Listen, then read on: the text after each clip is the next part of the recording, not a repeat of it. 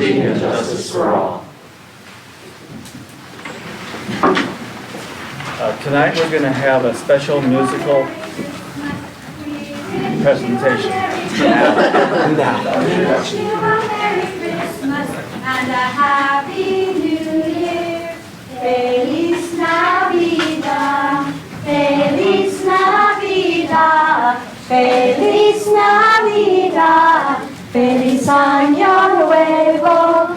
Manuel la Carissimasi, Manuel la Carissimasi, Manuel la Carissimasi, Manuel la Carissimasi. We wish you a Merry Christmas. We wish you a Merry Christmas. We wish you a Merry Christmas and a Happy New Year. Feliz Navidad, Feliz Navidad, Feliz Navidad, Feliz Año Nuevo. Manuel la Carissimasi, Manuel la Carissimasi, Manuel la Carissimasi, Maledau Sangapore. We wish you a Merry Christmas. We wish you a Merry Christmas. We wish you a Merry Christmas and a Happy New Year.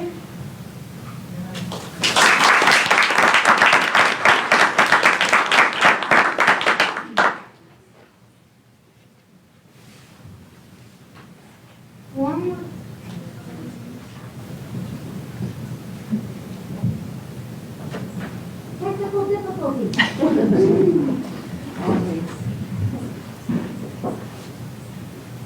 Testing.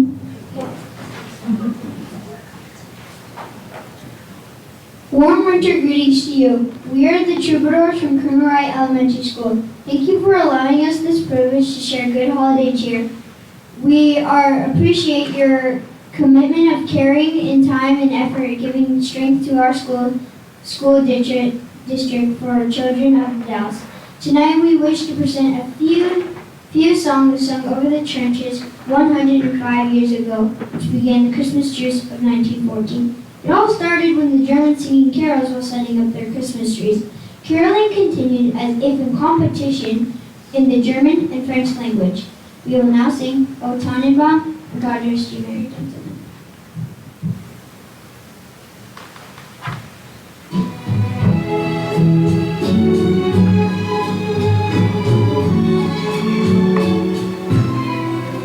Oh Christmas tree, thy candles shine out brightly. Oh Christmas tree, thy candles shine out brightly.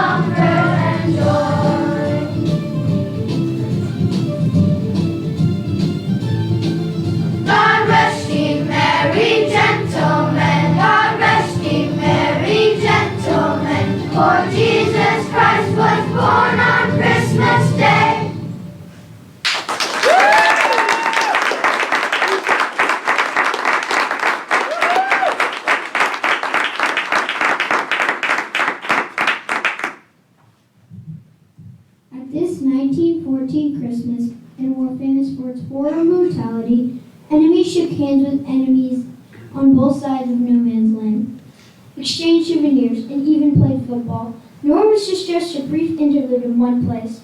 The truce between the trenches extended over 2/3 of the British line, and there were similar ceasefires in the French and Belgian sectors. In some areas, the peaceable mood lingered well into 1915. It is also our wish for you that peace abounds in your lives throughout the new year. We will conclude with some merry little jingles and our wish for you this holiday season. And we will sing Silent Night.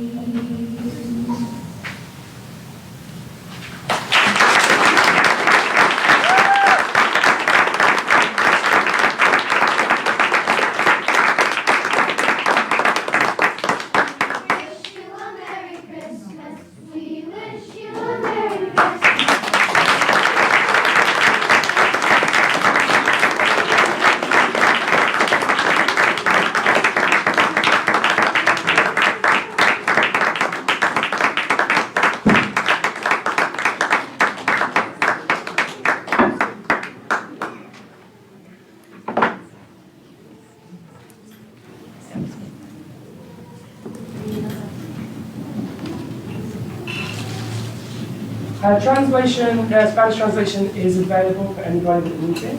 Can grab a translator. So si hay alguien que yo veo que los padres salieron, pero si alguna persona de ustedes le interesa traducción, tenemos el material disponible para poderlos ayudar. Gracias.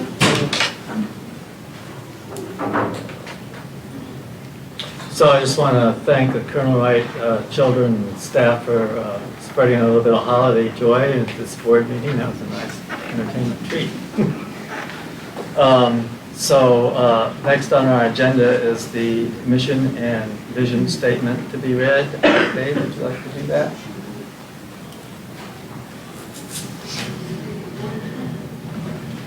Graduating. Turn yours on.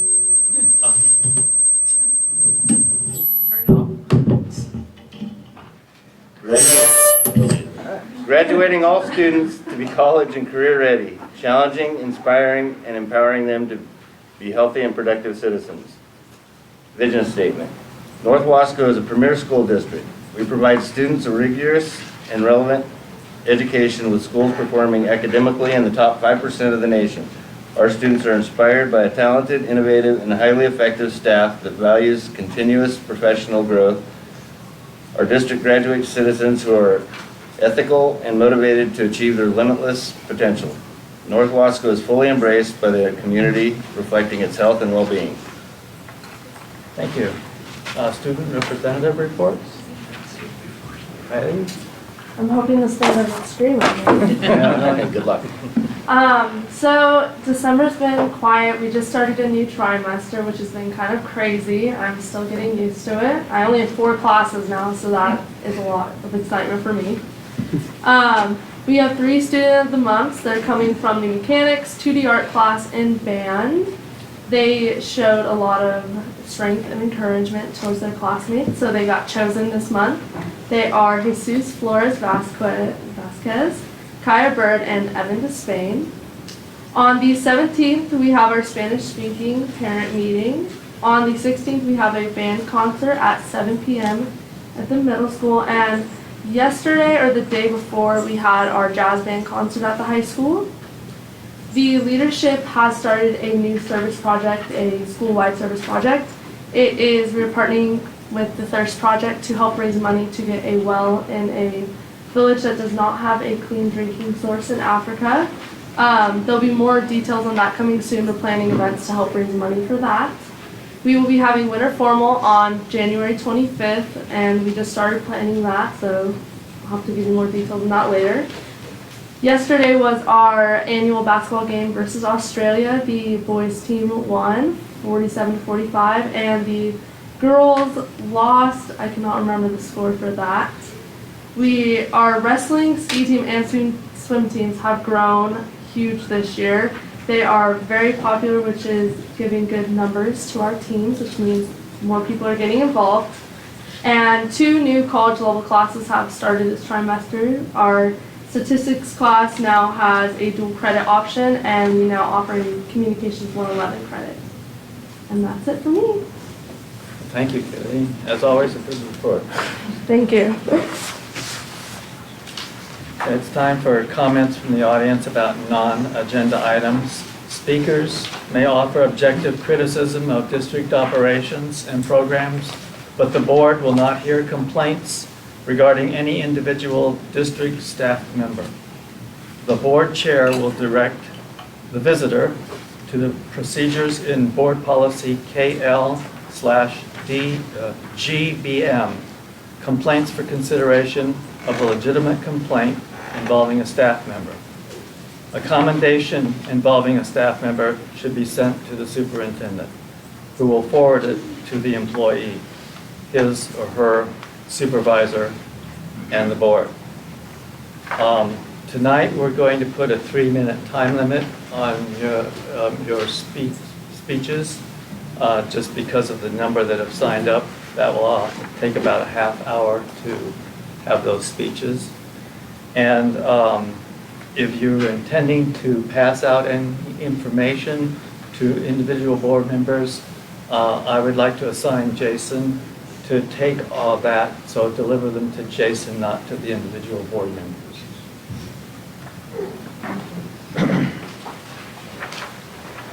So the first person that signed in is Callum Robertson.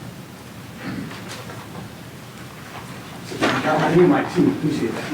Oh, yes.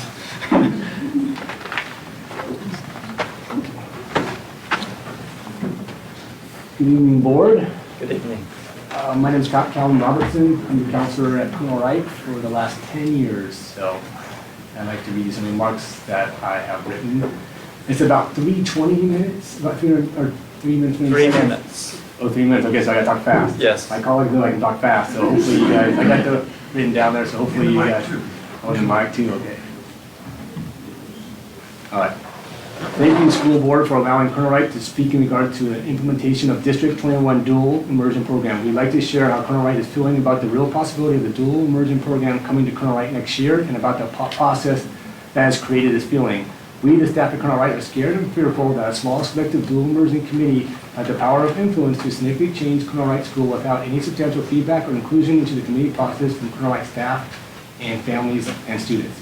If implemented, we believe that significant change to Colonel Wright would look like this. Within 3 years, at least half of school, Colonel Wright's teaching staff would be new, along with new principal, administrative assistant, lingering questions to what will happen to our PE, music, Title I, EOD, and counselor positions. Furthermore, Colonel Wright will no longer be a neighborhood school, instead become a destination school where students are bused in from around the district, creating a vastly different student body within the 3-year time period as well.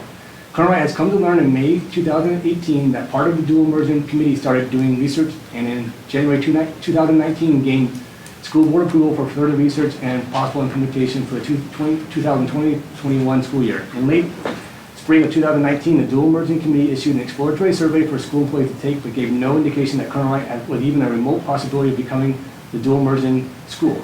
If the survey would have asked for feedback regarding implementation location, then Colonel Wright would have had a far different response to the survey and feels that the information provided on the spring survey is out of context.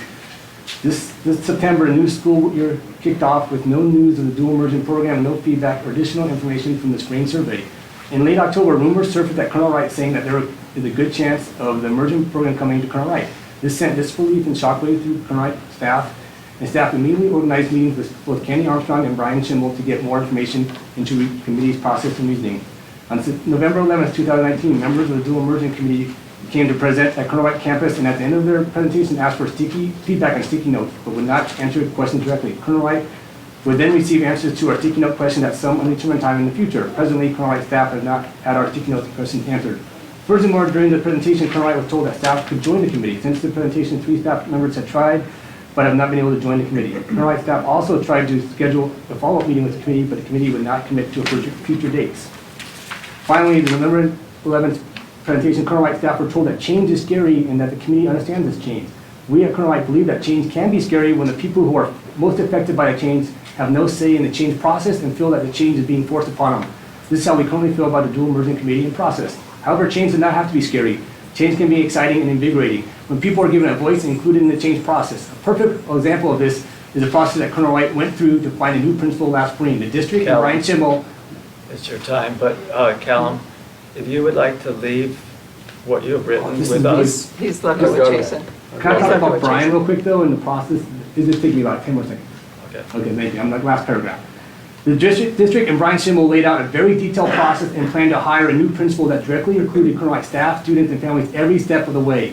Brian and the district did an amazing job of including all Colonel Wright stakeholders in this selection process, and in return, we got an amazing principal, and we have been very excited and thankful to have Carol Dossett as our new principal this year. In closing, Colonel Wright would be happy to discuss further the dual immersion process and implementation with school district and school board and the district. Thank you for your time. Thank you, Callum. We'll reflect on that.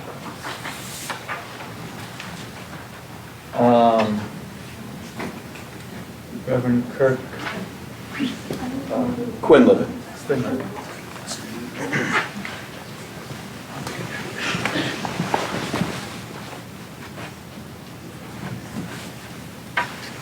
Hello, my name is Curt Quinlan. Thank you for allowing me to speak. I don't even know that I'll need the full 3.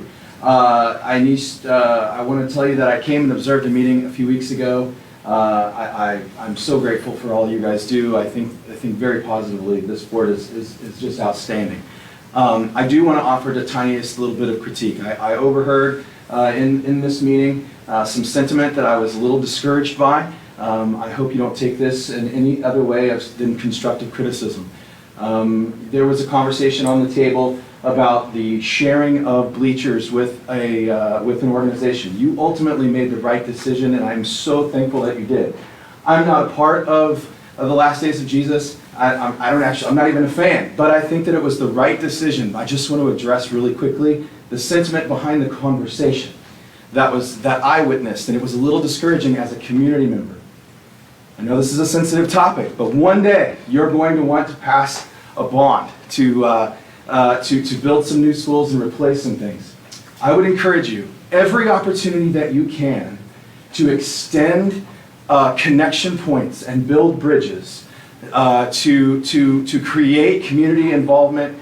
I think you should really consider the tone, how you conversate about the use of facilities, classrooms, gymnasiums, and equipment that belong to the school district. I'd like to encourage you to remember, you did not pay $50,000 for any bleachers. The taxpayers of this community did.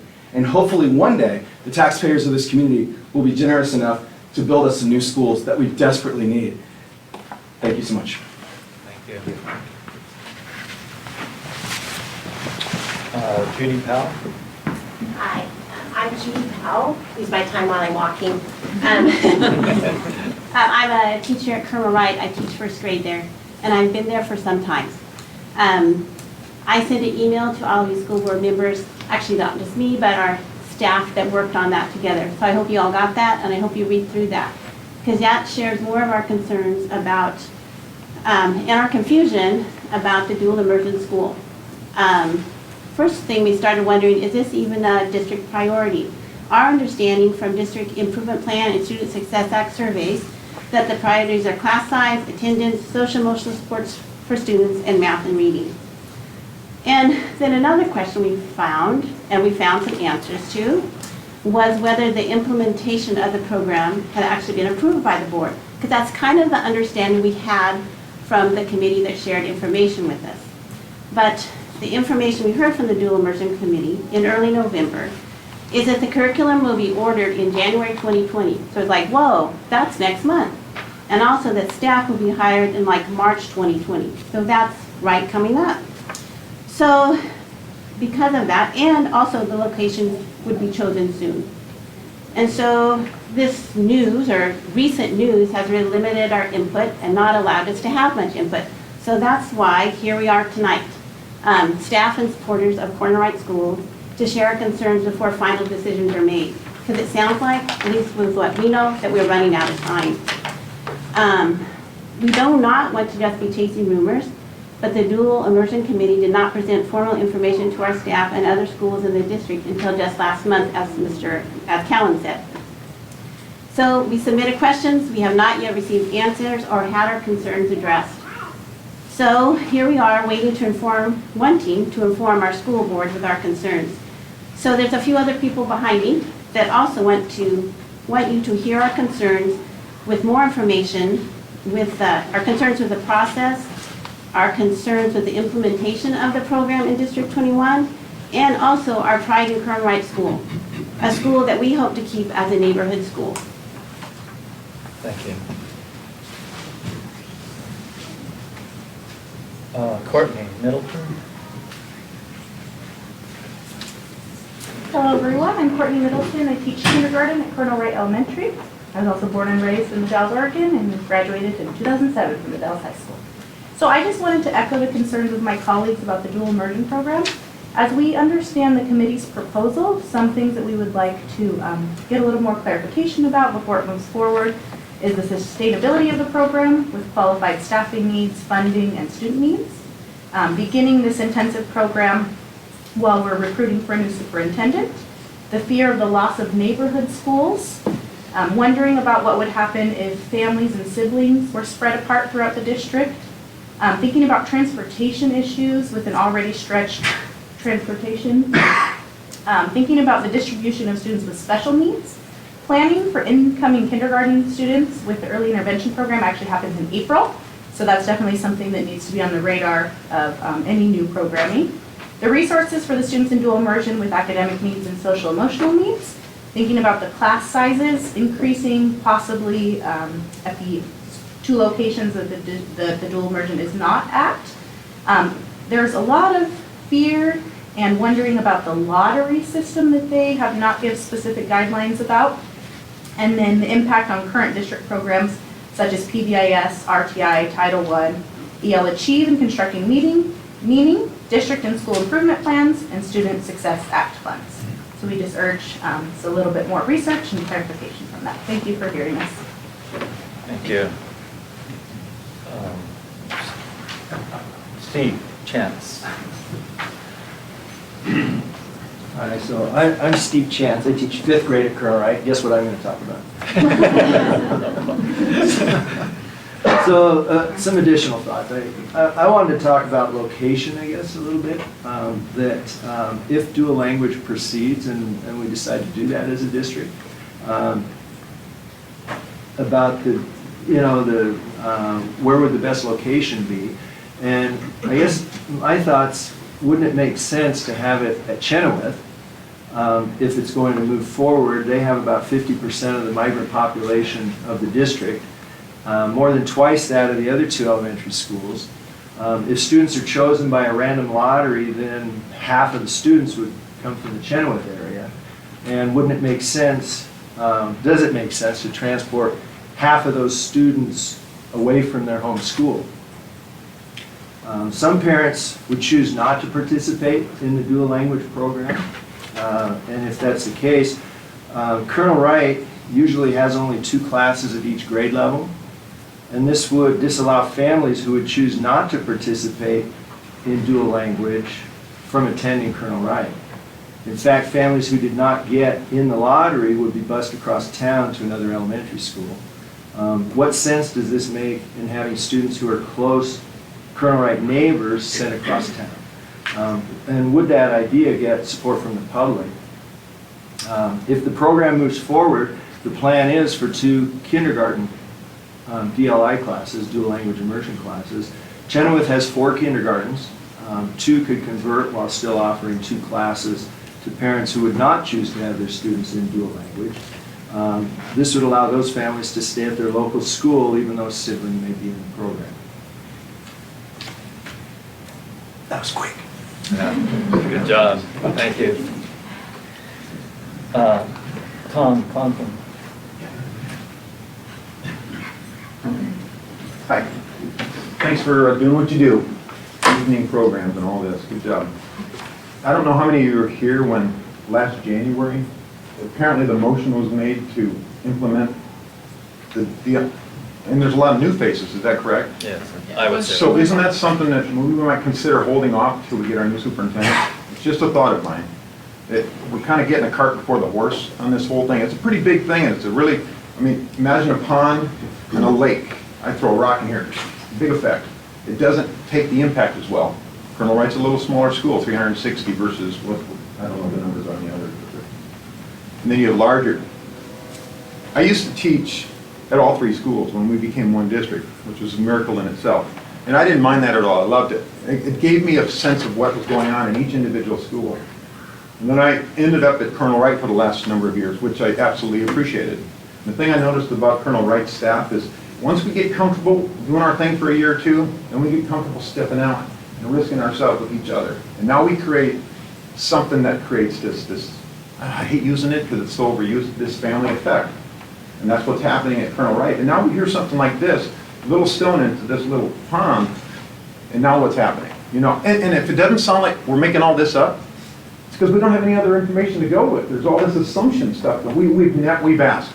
They said, can you leave sticky notes all over the room when they came? The thing was just littered with sticky notes, and we haven't heard a thing. And so, maybe our fear is bigger than what's really going on, but we don't know. So we're afraid of everything that Colonel Wright does. We do team time every Wednesday morning. That's where all the students come to the gym. We work out for 10 minutes.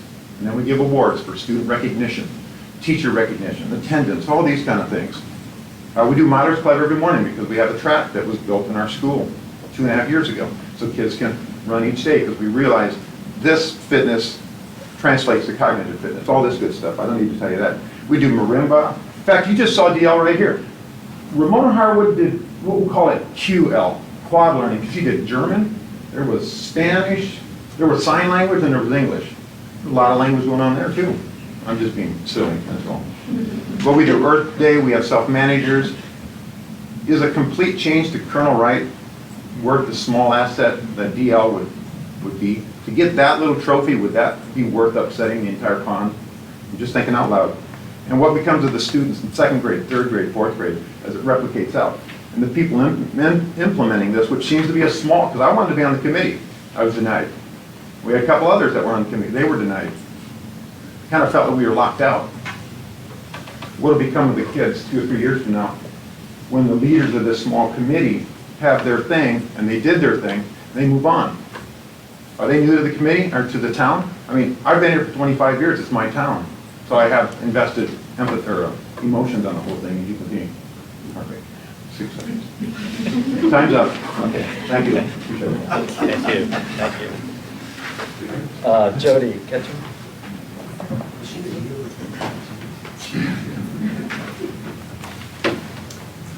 My name is Jody Ketchum. I teach second grade at Colonel Wright. I am not going to talk about dual immersion, actually.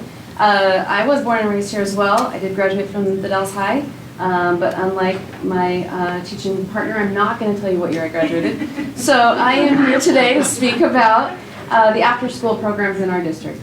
In our most recent contract negotiations, our union attempted to negotiate a stipend to pay elementary coaches, but the district refused. I am very disappointed that the district is not willing to pay all of our coaching staff. If you are a high school or middle school coach, you get paid. If you are an elementary coach, you are a volunteer. I have run an FLL robotics program at Colonel Wright for 9 years and a junior FLL robotics program for 4 years. I have never been paid for my time, nor have any of my coaches over the life of this program been paid. I have also never had the district contribute any money to the cost of this program. On an average year, when we can run 4 teams, the total cost is $3,270. The money brought in to cover this comes from a grant, previously Google, now First, in the amount of $2,120. The rest of the money comes from my pocket, up to a few hundred a year, some family donations. I ask each family to donate $15 as each kid does receive a t-shirt, but most of my families do not donate that because of the financial hardship. I collect and cut out box tops. That averages around $200. And we ask for private donations, private sponsors. When we are lucky, we will get the program $500 from some of these private sponsors. Our private sponsors have included Subaru Tonkin, Rivermark Credit Union, and my most reliable sponsor has been First Community Credit Union, who has donated $500 for 3 years now. If we bring in $700 between those box tops and the private donations, that leaves $1,420 short in funding. We then have to ask families more private sponsors and come up with the rest out of our own pockets to help these kids have this program. The time commitment is extensive. Coaches average 7 hours a week during the regular FLL season, 12 hours a week for the 2 weeks prior to competition, and the Saturday competition averages 8 hours a day with no breaks, because the children have to be supervised every second, including their lunch. Total hours for the season equal at least 95 hours. 7 of the 9 years, at least one of our teams, thank you to Dioslo Munoz, who has been an integral coach, have made it to state competition, which extends the season by another month and another 50 more hours. Junior FLL is less extensive, but it still entails 50 hours for the season. It is becoming increasingly difficult to find coaches who are willing to volunteer. Financial support of the after-school activities, such as robotics, would assure stability for the critical after-school programs for these students. I urge the board to look at long-term funding for elementary coaches and not just the Student Success Act funds, which are here for a few years. Thank you for your time. Thank you. Alwyn?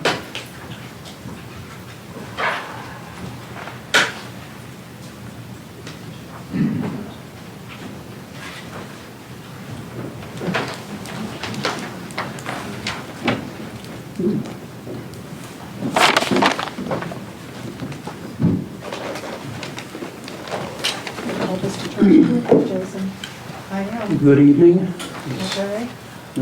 Good evening.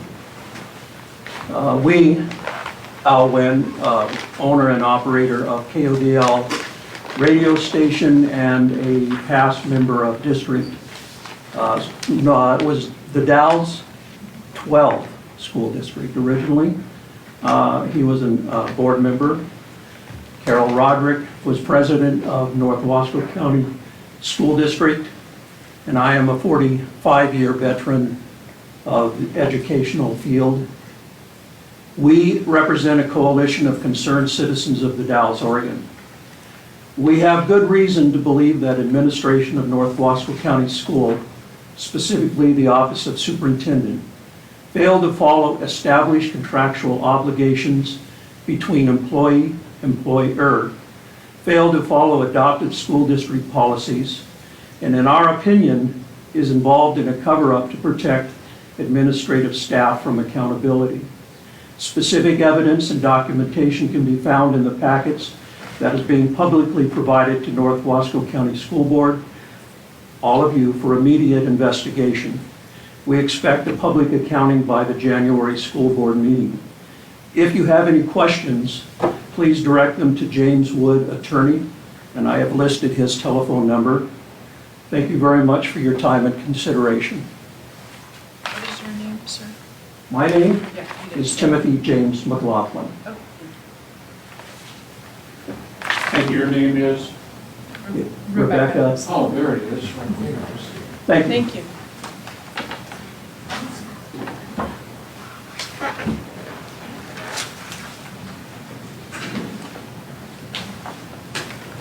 Next on the agenda is the consent agenda.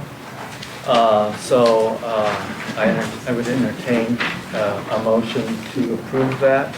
It has 3 sections. The supplemental budget hearing and regular school board meeting minutes in it, and the board work session minutes from December 5th, and personnel notes. I'd like to make a motion to approve the consent agenda as presented. Second. It's been moved and seconded to approve the consent agenda. All those in favor, any discussion? All those in favor, say aye. Aye. Opposed? Hearing none, the motion passes. Next item on the agenda is the school board subcommittee reports. If you have nothing to report, you can just pass if you want, if you wish. Sorry? I'll pass. I just wanted to say that the D21 Education Foundation met last week, and our next board meeting in January, we are seeking new board members. We have about 3 or 4 spots on the Education Foundation board, and would love anyone interested in serving on that board to come to our next board meeting, the 3rd Tuesday of January, and just come learn about all the great stuff the foundation is doing. Pass. Yes. So I attended the North Wasco County Forest Collaborative, and it was a wrap-up meeting, so there's nothing really new to report. So I'll report a little bit more next time around. Jose? Okay. Pass. Okay, well, let me shift to our committee reports. New business discussions. So the superintendent's report. Thank you. So tonight, I wanted to have us go over the continuous improvement plan, which the district has now submitted and is in your board packet. And so I'm not going to spend a huge amount of time on it, but hopefully you've had a chance to take a look at it and see what we have submitted to the state. So if you would turn to page 15 is the first part of that. And as you know, it begins with our district direction section, which talks about our vision and mission statement, our board and district goals that are there. And the next piece talks about the comprehensive needs assessment summary. And so what I want folks to really be aware of is the fact that there is a lot of information that went into, and a lot of time and effort that went into creating the district improvement plan that we submitted to the state. That we had data teams throughout the district that have worked over the last, well, it's started last spring really, examining the kinds of data that we have from statewide tests, from formative assessments, from behavioral records, from attendance records, from screening kinds of data that we take place, everything from kindergarten through high school, through surveys, through parent surveys, student surveys, staff surveys, and all of the work that we've done around the response to intervention, implementation, and to our positive behavioral supports interventions, those pieces, and a great deal of work that's gone into plans like the English Language Learner Plan and other kinds of plans throughout the district, whether it's the Student Success Act piece that's going on at the high school. All of those go into what then has become our district improvement plan that we just recently submitted.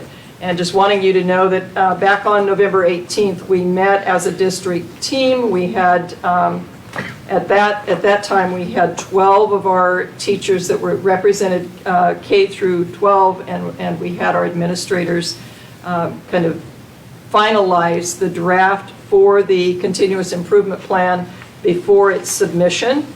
And so it's very important to know that, like on page 16, as it says in the second paragraph, we've got priority areas for improvement that are noted here.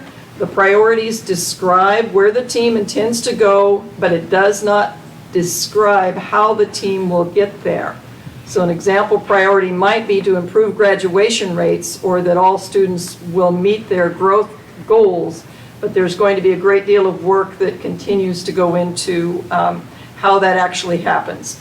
As you go through the improvement plan, you notice that we have long-term goals and metrics, and as you go through those and dig into that, you'll see that some of them are starting this year, some of them will actually start in the spring, some of them will be starting next year.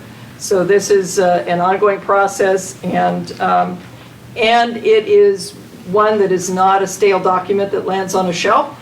It is one that we will continue to inform, and the next piece that is going to help inform the overall work of the district will be the Student Success Act, the investment dollars that we will need to make a plan for.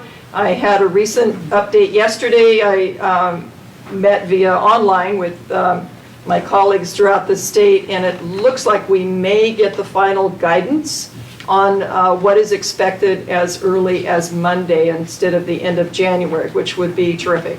It would be good to get that as soon as possible, and then right after the first of the year, we will start work on that, and again, include our staff in the design of what it is that we're going to be submitting to the state in the spring.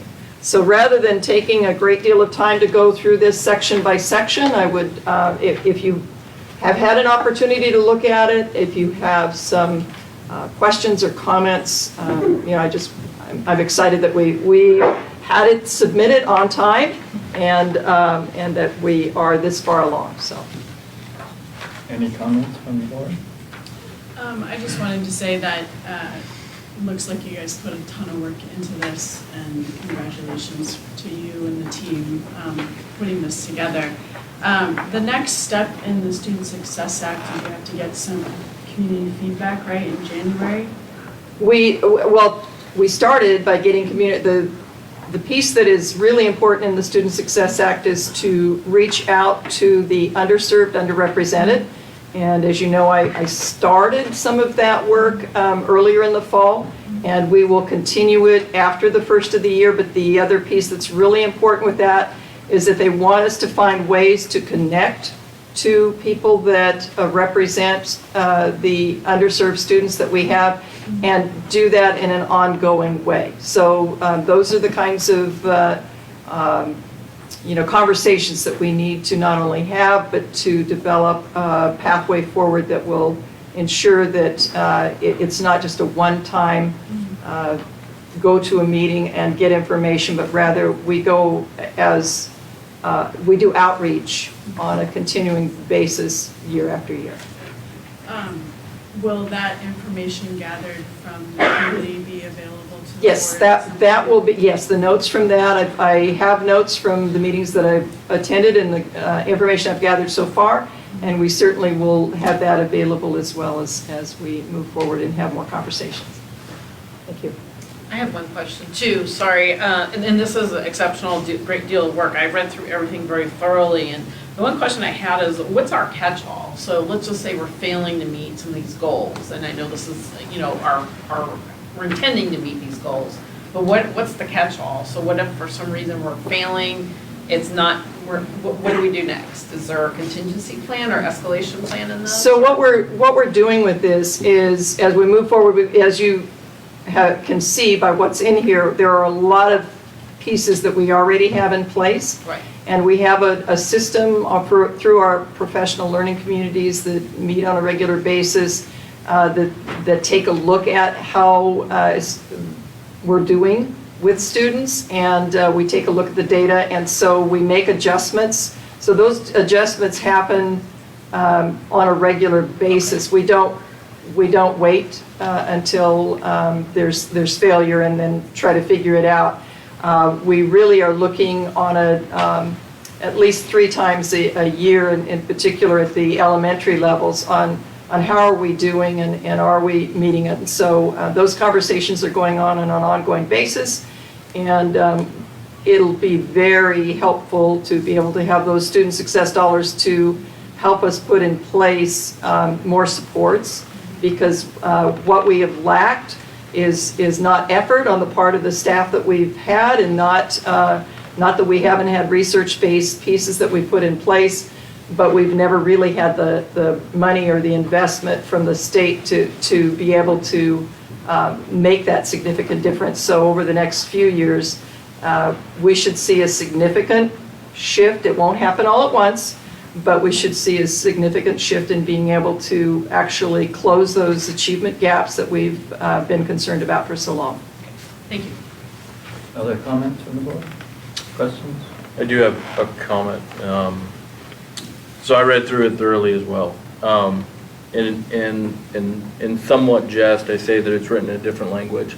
And I say that in terms of, I think it would be helpful to have a summary, because I know this is posted on our website, but I'm thinking more of parents. There's a lot of acronyms in here that if you're not familiar with educational lingo, that you could very easily get lost just trying to read through this document. I basically read this in front of my computer, looking up some acronyms that even I wasn't aware of. And so I just think it would be helpful to just our community as a whole as they go through this, because there is some really good stuff, and like others have said, you guys spent a lot of time. I'll read some that I highlighted that I think is worth mentioning, but a look at after-school program for targeted populations, I think it's great. And then the usage of high school students to kind of help at the lower levels, I think it's a fantastic thing to look at. The analyzation and development for kindergarten readiness that I know we've been struggling, I think is something great as well. And then overall, the look at the transitions from pre into K, 5th into 6th, and then 8th into high school, I think is a great piece. And if there's a way, I guess, for this to be a little more digestible for the broader community, I think would be helpful. So what I can do is, and I assume I get because I see some head nods throughout the board, is to do an executive summary that actually does a better explanation of what those acronyms stand for, and a little bit more layman's terms in terms of where we're going with the goals are laid out. It's okay? just, yeah, all the right. full details. I will work on that. And it might be advantageous too, if we're gonna have like a shorter one pager or two, a couple page summary, if we could also translate it into Spanish. Oh, absolutely. And we will translate. The only reason we haven't translated now is we just recently submitted, and we do want to wait to hear back from the state, because if we have an adjustment to make, then we'll have that very soon. At the beginning of the new year, we'll get that taken care of. So I too spent a day, actually, reading this, and much of that was at my computer looking up acronyms, because I didn't know all of them. But what I'm impressed with is the amount of work that went into this, and the diligence which with administration and staff put into this.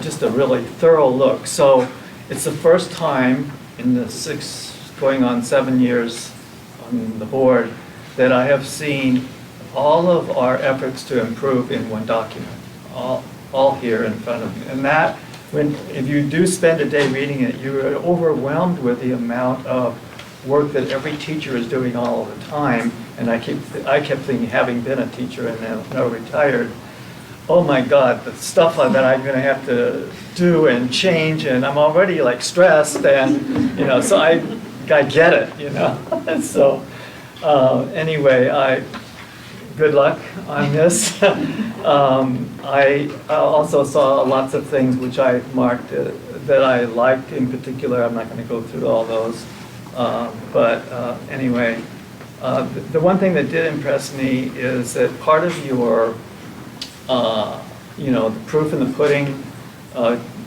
when you're looking at yourselves and did we do this, is in several instances you're relying on, is there a change in behavior in the language the children use? Is there a change in behavior about their emotional states? Does the changes that we're trying to make here, does that work for increasing the amount of understanding? So I think that's very cool. Thank you for all your work. Well, thank you. It was definitely a team effort throughout the district. There was a tremendous amount of work that went into this.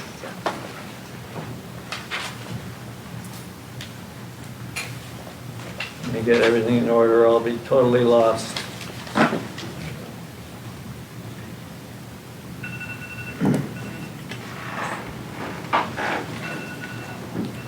So the next item on the agenda is the Chief Financial Officer's report. Randy? Thank you, Mr. Chairman. Actually, I don't have much to say about the financial statements. I look at as you can see on the enrollment graph, we're having the normal dip that happens between Thanksgiving and mid-January. I've been trying to wrap up the last of the audit work the audit reports due at the end of this month, and so I've been working on that more than the current financial statement. So unless there are particular questions, I really don't have much comment. Any questions? Okay. Thank you. Board Attorney's report, Jason? Just one thing, at the last board meeting, we had some discussion about the board directing an investigation into the complaint that had been made against the superintendent of the board, and that direction was that we engage a third-party investigator to do that. I've worked on that a little bit, and in doing so have been in contact with the attorney that PACE has hired to defend the district in the lawsuit.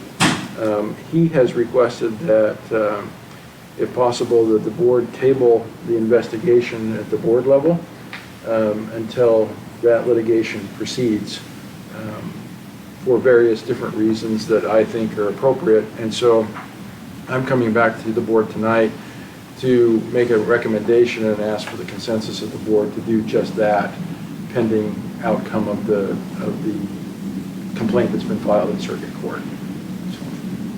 And discussion from the board members, comments?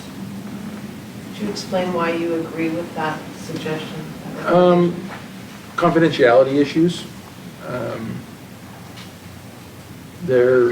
It's a different approach that you take when you're handling litigation than when you do an internal investigation or an external investigation of the board, which is not subject to the same privileges and confidences that the litigation is. And his concern is just opening that up might compromise his ability to defend the district. in a nutshell.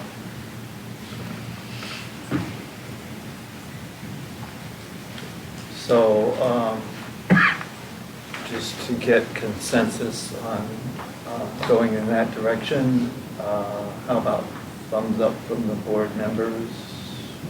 Do we need to make a motion?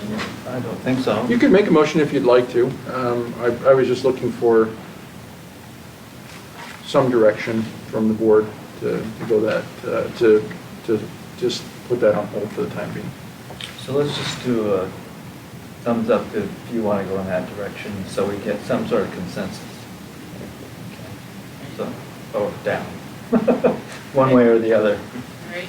Or you're undecided, just sideways, so, yeah. Nah. Okay. Well, it looks like we have consensus. I'll discuss that with him. Okay. Well, let's see. All right, so we have an action item. I would entertain a motion for out-of-state travel for El Caseberg? Lisa Caseberg's our okay. Transportation Director. The Transportation Director.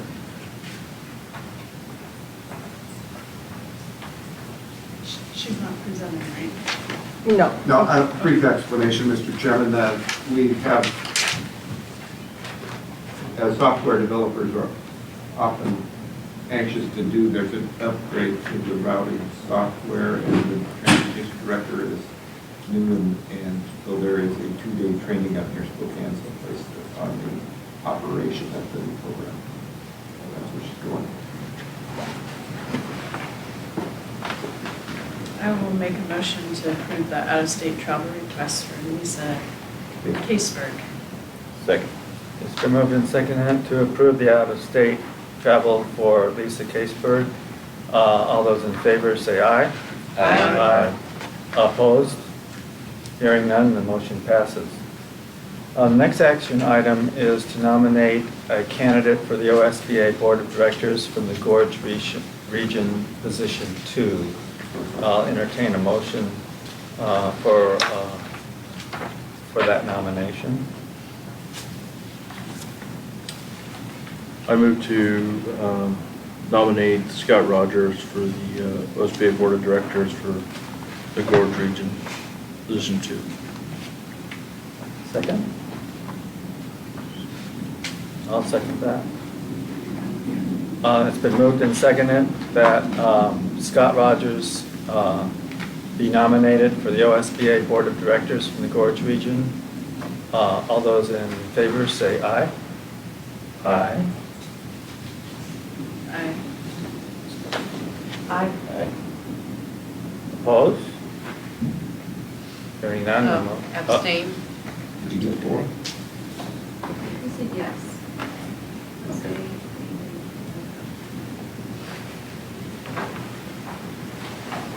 I abstain. So we have one abstention and 2 abstentions. two abstentions. Okay, but so the motion passes. Let's see. Possible action, let's see. So the next action item is to ratify the ESP and licensed union contracts. So I'll entertain a motion for that. Mr. Chairman, if I could, before you make the motion, I don't see any of the license bargaining team here, but I want to express our, we did it for 6 or 7 months, and recognizing that neither party gets everything that they want, but I want to express my appreciation for the professionalism that both teams did, as well as our team would. It was never rancorous. It was lots of good discussion, and I appreciate their effort. So I'll entertain a motion. I move to accept and ratify the collective bargaining agreement between North Wasco County School District and the District 21 Education Association expiring June 30th, 2021. I further move to accept and ratify the collective bargaining agreement between North Wasco County School District and North Wasco Education Support Professionals expiring June 30th, 2021. Second. It's It's been moved and seconded to accept and ratify the ESP and licensed union contracts. All those in favor, or any discussion further? All those in favor say aye. Aye. Opposed? Hearing none, the motion passes. That was a lot of work. Okay, so next on the agenda is the first reading of school board policies. On the first one. So I'd like to walk us through this Yeah. because it's a little more Exactly. complex than some of them usually are. We don't, the school board usually does not approve an administrative rule, but in this particular case, we're going to start down that path because the law has changed a little bit, and so I've done some research on this one.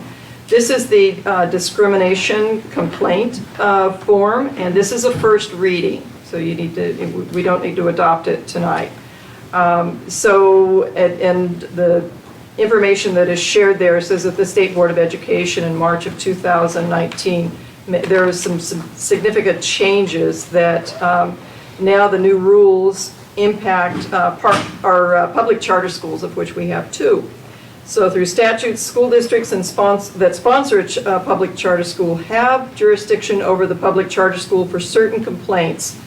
Oregon School Boards Association and the Oregon Department of Education recommend a discussion with the public charter school and their sponsored district to establish delegation of final decision-making for complaints involving restraint or seclusion, discrimination, retaliation, or applicable Division 22 standards for which the school sponsor has jurisdiction, acknowledgement of whether a complainant may appeal to the board of the public charter school sponsor is recommended through a resolution by a sponsoring board, adoption of policy language, or by a provision in the charter agreement. And policy language is included in this packet to help us kind of understand. So we just have to do one of those things. So in looking at our charters, the one I looked at was for Mosier Community School, although the one for Watauga Community School is very, very similar. And in terms of the discrimination complaint procedures, there already is within the Mosier Community School charter, there already is that Mosier Community School is subject to ORS 659.850, which is what a lot of what this is dealing with. And the Legislative Assembly. The State Board of Education and the Higher Education Coordinating Commission shall establish rules necessary to ensure compliance with this subsection. So that's what the law is about. We already have it in our charter that we will do that. And so what you're being asked to decide on this particular piece, there's some highlighted language on page 52. And so I would refer you to that, and in looking through all of this, see if I can get this to make sense here. Get it outlined together. I would recommend that we go the second path, given what's already in our charter agreements, in that we already turn to our charters to resolve their board resolve their complaint issues, so that we would be looking at the district board through this administrative regulation will not review an appeal of a decision reached by the board of, and we would have to do this for Mosier Community School and then a separate one for Watauga Community School on a complaint alleging a violation, and then we're just looking at that second language there that we will be filling in with, will not review an appeal of a decision reached by the board of Watauga Community School or Mosier Community School on a complaint alleging violation of Oregon Revised Statute ORS 659.850 or Oregon Administrative Rule OAR 581-021-0045 or 581-021-0046 on discrimination. for which the district board has jurisdiction and recognizes a decision reached by the board of Mosier Community School or Watauga Community School as the district board's final decision. So rather than having that come back through us, we would have them, as they currently do, deal with the complaint. And then, of course, there are certain complaints that then the complainant could appeal up to the Department of Education. So anyway, that's my recommendation, but that's, for the board to decide. If you want to be, if you want that appeal to be able to come to this board before it might go to the Department of Education. So do you need action on this part of that? I do not need any action tonight. What I need is conversation, and then I need to talk with the charter schools about, I've given you my recommendation, but that may not be what you're wanting to do. So I just need to be able to get back to the charter school, and then we would bring this back next month for adoption once the conversation has taken place. So are there questions or I have comments? a question. Okay, so Rebecca. I didn't quite catch why you would recommend this second versus having us be kind of like the second line of. Because I feel that we have had no history of having problems with the boards of, Mosier Community School or Watauga. Well, Watauga's fairly new, but we have not had any problems in the past with having the language in the charter that they're handling their own complaint process and it's not been appealed to us. So I feel like that it's working, and that if there is a problem, that the complainant has the opportunity to go to the state, and there are certain things that we would be involved in anyway, and we would be notified. So it's not like we would be out of the loop. I just don't think that we need to put one more layer on this particular board for that. But I feel like their boards can do that. Yeah, I understand that, but I also feel like if someone has an allegation of discrimination, that we should take it seriously, and that the charters, because they sort of operate somewhat independently, with their own board meetings, and are not required to get OSBA training or even have any training whatsoever, that they may accidentally let something, that they may not handle something appropriately, and like we can be kind of the stopgap after that if it doesn't go well. Well, in thinking about that, if they don't handle it well and it goes to the Department of Education, we'll be brought back into the loop anyway. And oftentimes if they don't handle it well, we may never know that if a complainant doesn't take it to the Department of Education or another, and so it's up to the board. If you want to be that that next layer, it's fine. It's not something that we can't do. If you choose to do that, that's fine. But my recommendation was just that we, because it's been in the charter to have them handle their own complaints, there are only certain things that would come to our level, even if we do adopt this other language. So I'm fine with it, whatever the board desires. I think I'd like to dovetail on what her concerns are. If, there are boards, I'd like to trust people, but at the same time, it does reflect eventually on us. So, if they aren't professionally trained boards, then they mess up bad, then it's going to come back on us. And if there's been injury to a person being discriminated, the more processes that happen, the longer it takes before things can be maybe rectified.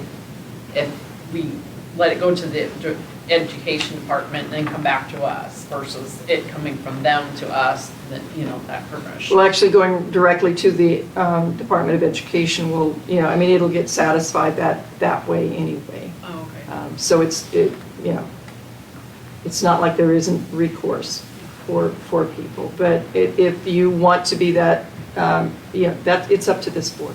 If I can make a quick comment, Kenny and I debated this for a while this afternoon, and early in the charter agreement, both charter agreements, is a list of statutes. Not everything applies to charter schools, but a list of statutes they agree to follow, one of which is 659, 850, which, if you just stop there, it already calls for appeal directly, straight to the Department of Ed. So we would be outside the charter arrangement or agreement, inserting another level.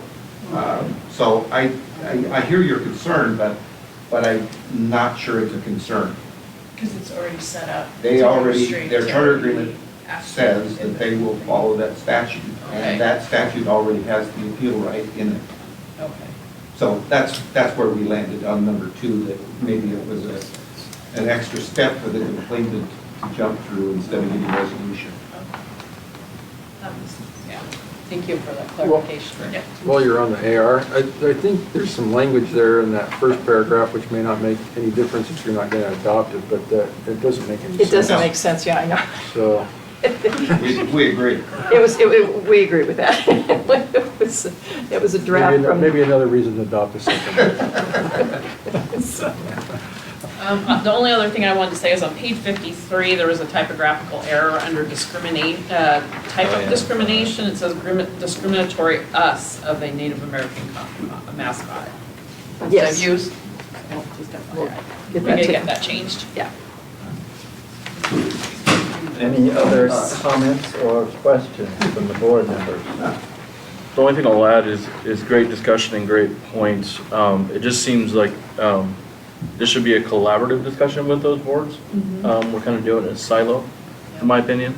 And I guess for me, I'd like to actually hear from them on their take on this AR, and so I can weigh that into the decision. Because I feel like trying to make a decision just over here on our own little island without their input doesn't make sense to me. So I'd like to either have another meeting with both those boards and have a further discussion with them on their thoughts as well. That's fine. I was going to meet with the charter schools, but if you want to have a joint meeting with them, that's great. We can do that instead. Or at least get some feedback. Yeah. Because right now, we're making one-sided decisions. Yeah. Well, what I would go forward with is what you're recommending, and if there was concern on their part, I would bring that back to you for whatever your decision was. But that's fine. I mean, if you want to have a joint meeting, that's absolutely fine. Because they do ask you to have interaction with the charter school, not just decide on it. But I'm happy to, either way, I'm going to be involved. If you guys want to be involved with it, I'm okay with that. So we can do that. Okay. To have a joint meeting or I mean, I personally thought that if you described the conversation that you heard between this board and you relayed that to both of the charter members, that and then if they felt the need to have a combined meeting with us on this issue, fine. But if they're if they have questions and so forth, you can bring back that information to us, and they're wanting to have that meeting, or they think that's unnecessary. Correct. Then that would be fine. So, yeah, so just for clarification, I would never go to them and tell them, well, the board said this and that's the way it's going to be. I was intending, and I wasn't very clear on that, so I apologize. I was intending to go to them with what this discussion was about, and then find out. And if they were not happy with whatever the board's direction is, then I would relay that back to you. Jake's coming in January to give the usual annual report. Correct. So, but in the meantime, if you give me direction, I can, talk to the executive directors of both who can then relay that to their boards. And then, if there's Yeah, I don't really have an opinion on which direction to go. I would rather just hear from them which Okay. direction they think makes the most Okay. sense. Yeah. All right, so I'll take it with an open, whichever, because you're good either way, whatever way they decide they would prefer to have it, and If they want us to step in. so we might have one way and one another, huh? So I'll find out. Okay. So the second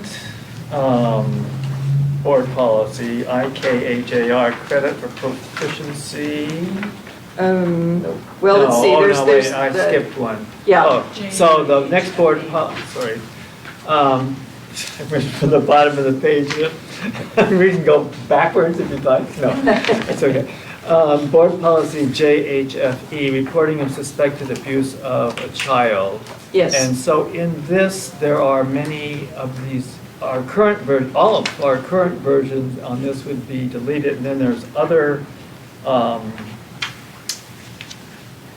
other policies that you're also asking to have all of that deleted. So you want to talk about that? Right, so especially the, on this particular one, on reporting of suspected abuse of a child, you know that the legislature significantly changed some things based on things that have gone on in the state, and so there's significant changes that are happening in the policy. What I want you to make sure that you do is, as a first, this is a first reading for this, so I want you to be aware of those changes in looking at what we currently do and what we're being required to do. It covers a larger area. It's also very specific about there needs to be licensed, TSPC licensed, designated people that will be reported to at the building level and at the district level, and you need backups on all of that in case the person that the complaint is against happens to be the designated person. So it's very extensive, and I would recommend that you take the time to look through that, and that we not delete what we have until we actually can adopt this one. So this is the first reading of this one. There's another one that we do need to delete tonight. The only one that we absolutely need to delete tonight is the one with our language around retire, rehire, because it's not a legal policy as of January 1st. So we do actually need to delete that, and there's not a replacement policy for that. But this one, we need to absorb this a little bit more, and then I also want to remind the board that with the new law, board members are now mandatory reporters as well. We're going to make sure that you have the ability to use our Safe Schools training so that you can understand what that entails, and then talk to John at our Wednesday meeting that we will put that into our July 1st, part of the things that we go over. So that way, if we have a board member change or whatever, there's going to be a reminder there that you need to take that training every single year and be aware of what your responsibility is as a mandatory reporter. So that's the other piece that we need to make sure that we're aware of. But and in anticipation of that, we have created an account for each of these so that we can push out the school training so that we can do it online. so this, so what I can do between now and next month, unless you're wanting to have input on that, there are only a couple of areas on this that we really have a place to have input on the new policy, and we can go over that. So on page 57, I would just fill in the licensed administrator position titles for you for next month, and on page 58, It just, the only decision you have to make is texting or electronically communicating with a student through contact information gained as a contractor, agent, or volunteer for the district is either strongly discouraged or prohibited. And I'm not sure, let's see, is Curt here? Someplace? Curt. We do have, not to individual students and not as a back and forth sort of thing, but we do have texting that goes on, for example, coaches to get information out.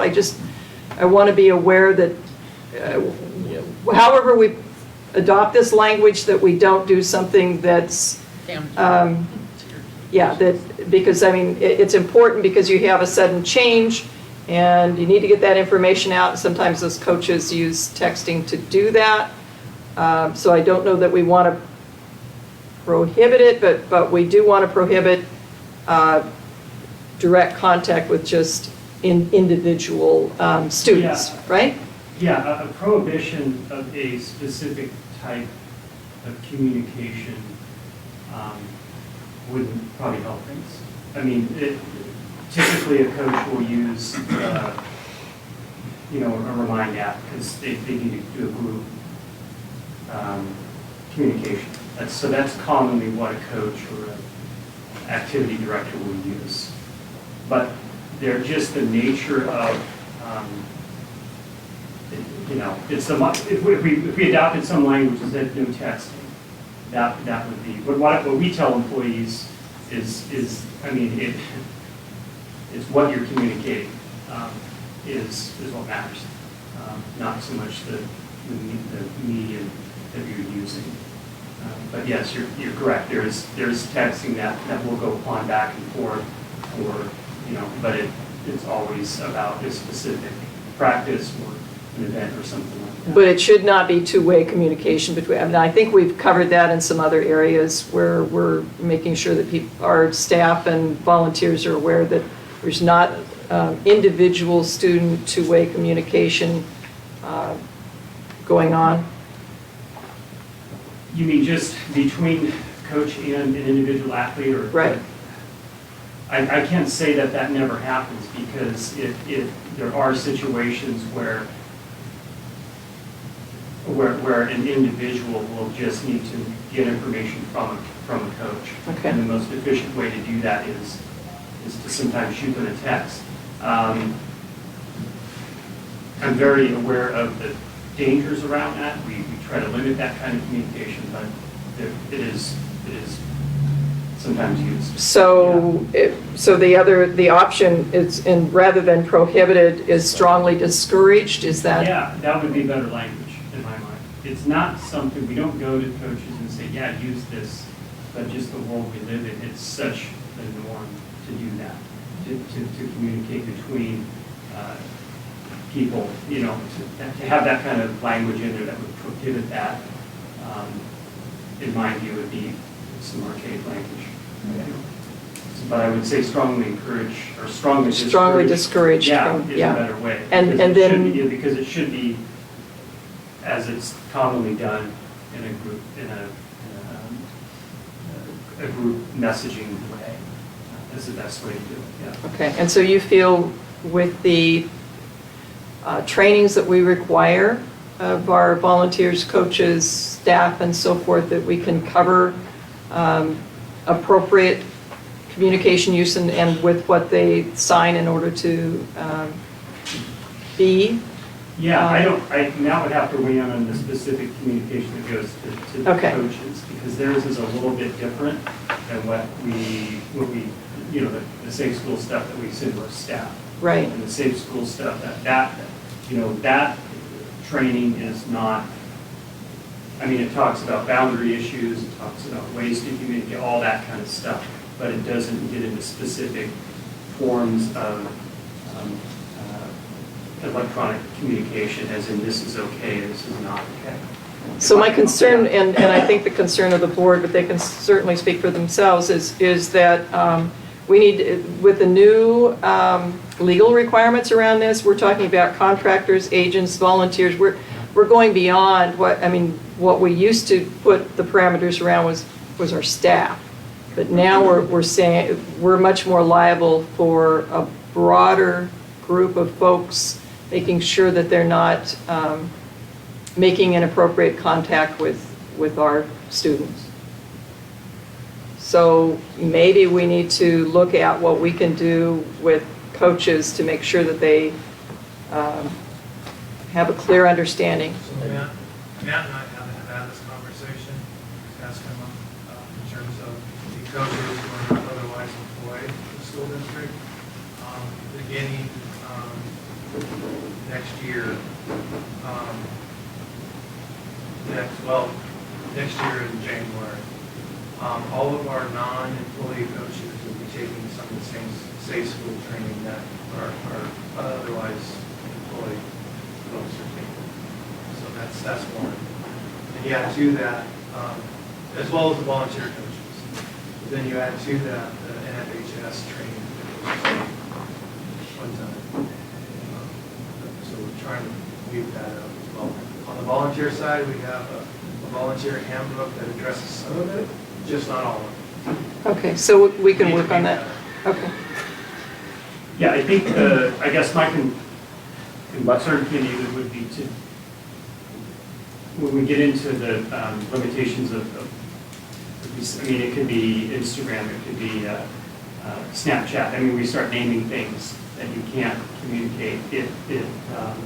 We just end up chasing, I feel like we just end up chasing. It's a broader discussion around just boundaries with students and conduct with students from the staff perspective. I mean, that's what I do, so.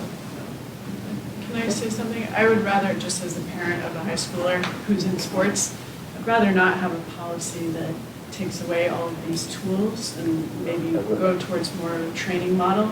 My daughter's on ski team and they're texting about rides and ways to get up to the mountain.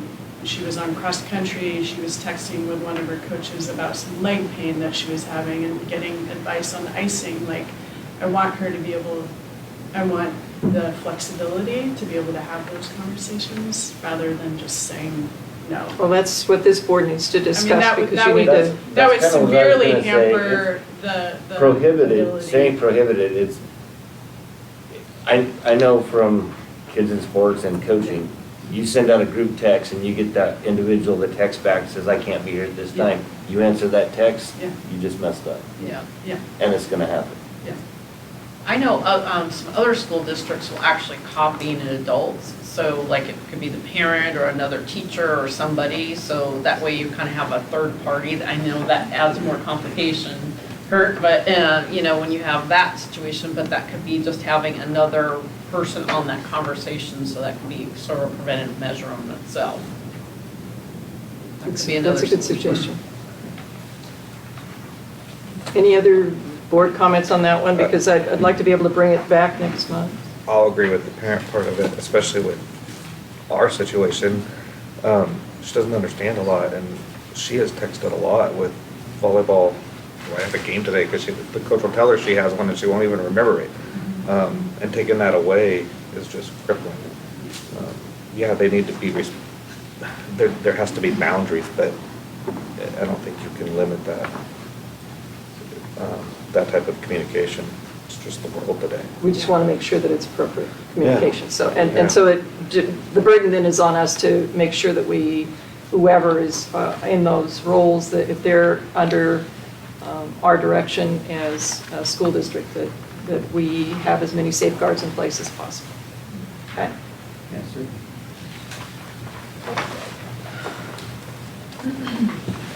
Any other thoughts? Okay. Let's see, where are we at?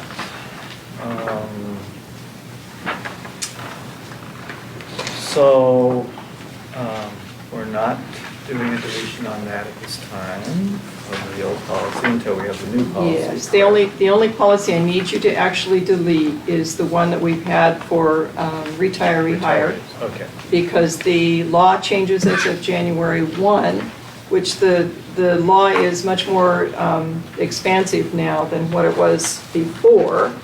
It doesn't prevent us from allowing someone from doing exactly what we've been doing.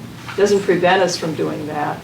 But the law has changed. So somebody could request, in a similar way to what's happened in the past, they could request to be rehired after the first of the year until the end of the year. And that's been our practice. We could still do that because this is actually, it's always been an optional policy. And what I've been told by Oregon School Boards Association is when they do come up with a policy for the new language, it's going to be optional too. It's going to be up to districts to decide. It's much broader in terms of the restrictions are pretty much off everywhere in the state for rehiring somebody that has retired out of PERS, at least until 2024. So that's going to be a different conversation with the board. I wouldn't go into that without some good conversation around what you want to do and not establish a practice other than what we've currently done until you've had maybe a little bit more background from Oregon School Boards Association as they kind of struggle with the new law and what that means. So, any questions on equal employment opportunity policy? Can we back up? Sure. On the AR for JHFE, there's some more decisions, I guess? Oh, yes, on the AR, there's... Yeah, I just want to make sure that we're on board with, I guess, what you were thinking or recommending. It's page 64.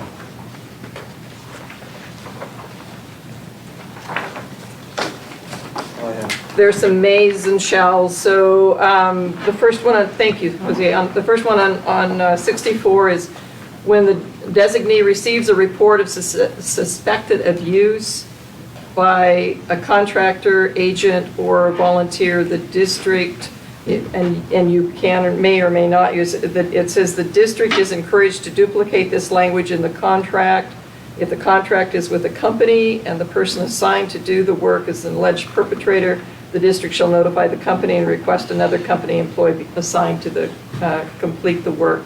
And so since we do deal with contractors, I think it's important to have that contractor piece in there. Agent or volunteer, the district, it may or shall prohibit the contractor, agent, or volunteer from providing services to the district. So when the designee receives a report of suspected abuse by a contractor, agent, or volunteer, the district may or shall, I would say in this particular instance, say may, and the reason for that is that it doesn't say substantiated. It says you've got to report. Yes. And I don't believe you want to. I mean, there would be rules and there would be some legal pieces that might go on that the district, if the district involves law enforcement, where we would immediately suspend that contractor or, that's it from being there. But there are also situations where you're a mandatory reporter, you're required to report, but it's not really, something that the law enforcement or Department of Human Services is necessarily going to follow up on, but you can't make that choice. You still have to report it. So that's all I'm thinking about. I think you need a little bit of leeway there. And Jason, I would ask you to weigh in on that if you think differently. I think we've talked about this before with policy language. Anytime you can go with permissive language rather than mandatory language, it gives more flexibility to the board on how to address that. And I think in this situation, I would agree with Candy that may would be the more appropriate if you're looking to create flexibility for yourself. It doesn't prohibit you from, if you include the may, it doesn't stop you from prohibiting them. It just doesn't require you to do it every time. And the circumstance, could be such that may not even be appropriate. some point. But I mean, I don't know what that might be, but I think that leaving yourself or leaving administration with the ability to have flexibility is the best way to go. Thoughts, board members? Well, the sentence right following does reference, if the district determines there is reasonable cause to support the report of suspected abuse, the district shall prohibit. So, I mean, it is followed up right there with that other piece. So if you put the may in there, you have the contractor in there, I would recommend that, and then put may, then you wouldn't have to have that last part that's highlighted in there, because that really goes along with shall. Yeah. Okay. Okay.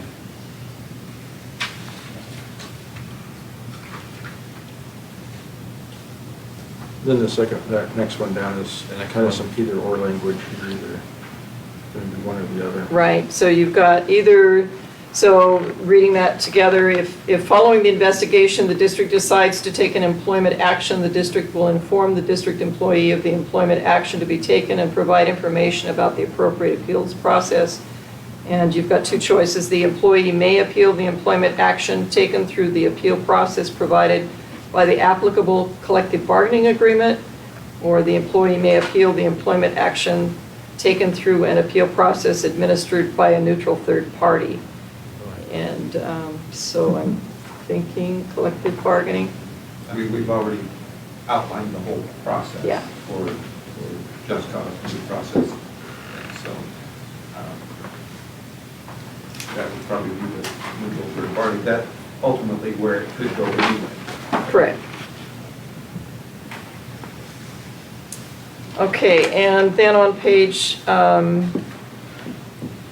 65, the only thing I see there is number 3. It says a substantiated report means a report of abuse that a law enforcement agency or DHS determines is founded, and I would suggest leaving that there. Yeah.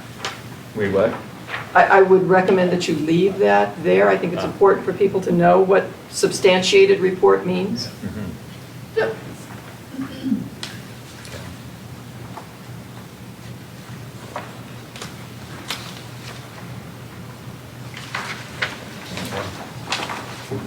Okay, now we can go on to equal employment opportunity. And that one is just, I think that's just a matter of, some additional language that comes along with the changes in the law. So I don't believe there's a lot of explanation that needs to go with that, but just some additional changes.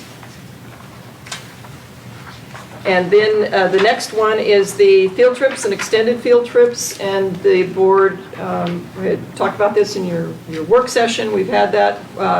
The recommendation was to eliminate going through the board for the field trips and extended field trips, to leave that to be authorized by the superintendent or delegated representative. So we would be eliminating and other student activities involving in-state travel or travel to Klickitat or Skamania counties in Washington. And then it, down at the last sentence, we're deleting other out-of-state and leaving it the board approval for out-of-country travel. The next piece, if you're okay with that, is the expense reimbursements, and all of the language. The only thing that's eliminated on the policy is out-of-state travel in excess of 100 miles will additionally require prior board approval. So we're eliminating that. It just says expenses for travel will be reimbursed when the travel has the advance authorization of the superintendent. And then staff reimbursement. Mr. Anderson, you spent a good deal of time going through this one, so I'll let you explain that one to Actually, them. we just cleaned up to match, I'm trying to make the AR match our control procedure for authorizing travel reimbursements and that, and some of the requirements in here were pretty updated. So this more closely mirrors what we do for reimbursing travel. You reduce the number of days and places That's because that's your experience? Yeah, and we do, and they do turn them in, and actually later in the same AR said you had to turn them in 10 days, and this one said 60. And they commonly come in the next check cycle anyway. It might not be exactly 10 days, but they're pretty good about it. And so if you're okay with that, then the only one that I need you to take board action on tonight is to delete the policy for retirement of staff. The other one, which is the credit for proficiency agreement, is just for your information only, and Curt, you helped us rework that so that it reflects what we actually need to be doing at the high school. Yeah, if you have any questions, Curt would be happy to answer those because he deals with this on a regular basis. Do we need to take action on?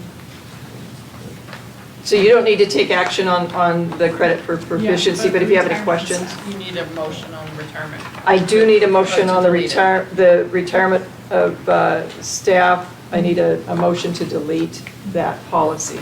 And the AR that goes with it.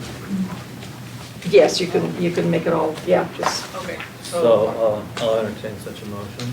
Okay, I make a motion to delete the retirement staff and the GCPC/GDPC-AR reemployment of PERS retired staff as requested to delete it.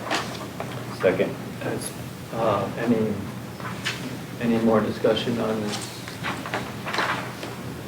So it's been moved and seconded to delete these sections of this policy that we've been talking about. So all those in favor of that motion, say aye. Aye. Opposed? Hearing none, the motion passes. Okay.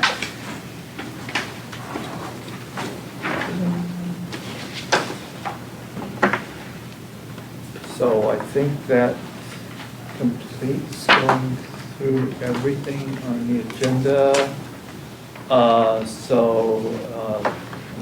Next, we are going to adjourn into the executive session pursuant to ORS 192.660, parentheses 2, parentheses B, to consider the dismissal or disciplining of, or to hear complaints or charges brought against a public officer, employee, staff member, or agent, unless he or she requests an open meeting. So with that, I hereby adjourn this public part of the meeting. Are we going to stay here or? Well, we can. We're just adjourning into executive session.